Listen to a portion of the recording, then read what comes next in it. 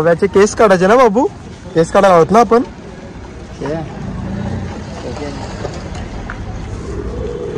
टोपली ती पण घेता आधी ती आतली टोपली. मित्रांनो, आज आपण आलेलो आहोत एकविराईच्या इथे प्राव्याचं जावळ करण्यासाठी. आणि ही बघा आमची प्राव्या. आपण मंदिरात आलेलो आहोत आता पायथ्या मंदिराशी. तिचं जावळ करायचं आहे आणि याच्यानंतर आपण वर जाणार आहोत. खूप छान असं मंदिर बनवलं आहे आता. आणि आता दर्शनाला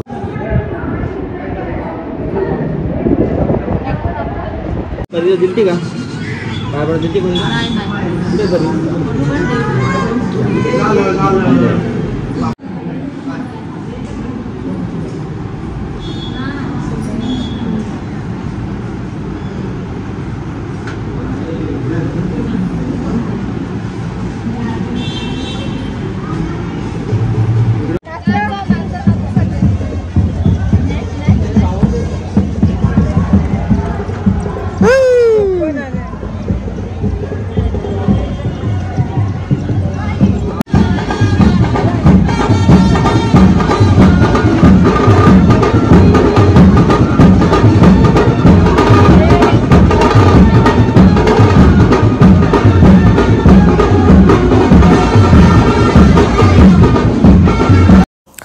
पाच पायरीवर दर्शन घेतलं आहे आता आपण.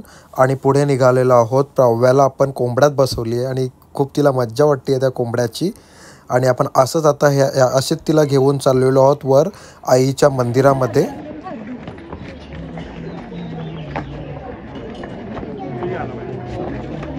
ए पाऊ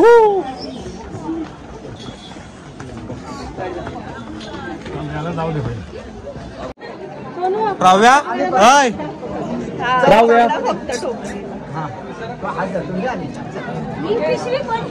ती मी आवाज पावती होता स्वराज तू पकड तिला स्वराज.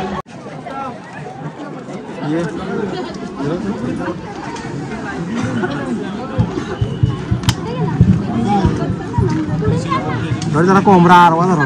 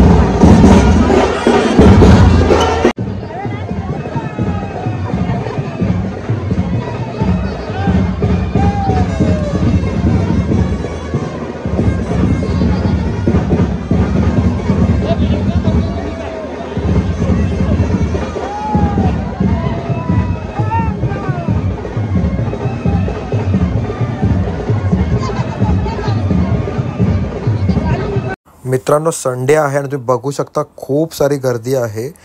बघा किती गर्दी आहे. आणि दर संडेला अशीच गर्दी असते मंदिरात.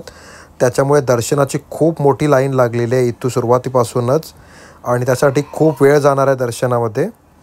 तरी बघूया चला आता काय जुगाड होतोय आपला.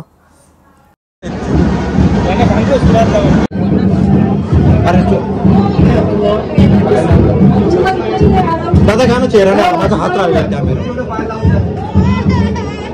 आई दिसत नाहीये.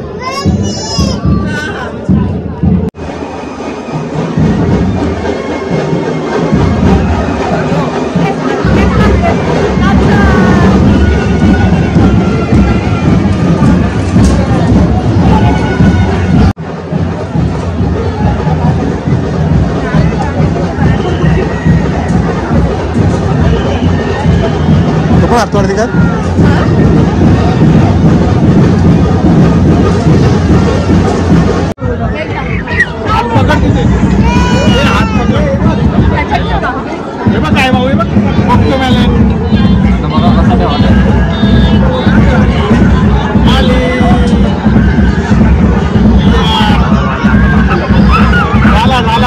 मामा बसला पाटावरी.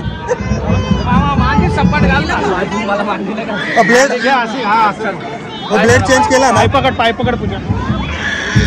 हा तर याशी त्या बाबा तुम्ही पाय झाला झाली भाऊ.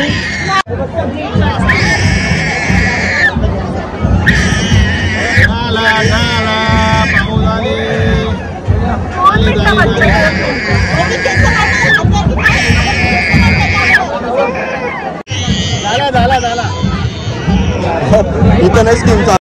मित्रांनो, एका साईडला केस काढत लावले, दुसऱ्या साईडला इकडे चंदन उगळण्याचं काम चालू आहे. हे आहेत आपले नितीन काका. ते चंदन उगळवत आहेत आणि तोच लावायचा आहे डोक्याला.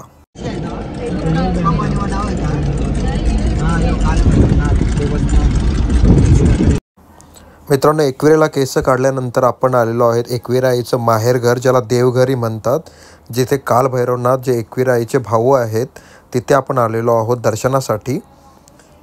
आणि इथून दर्शन घेऊन मग आपलं हे प्रोसिजर कंप्लीट होईल. तर अशा प्रकारे हे आहे कालभैरवनाथ देवस्थान.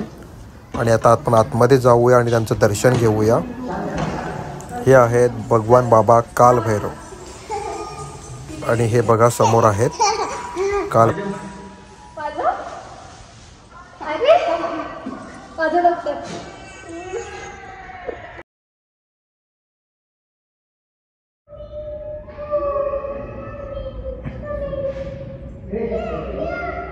ये चल ये. अरे वाह वाह वाह. अरे छान छान. अशा प्रकारे जेवण करून आता आपण घरी निघालेलो आहोत. आणि हा कार्यक्रम इथेच संपतो. फक्त लाडू टाकायचे बाकी आहेत, ते घरी टाकणार.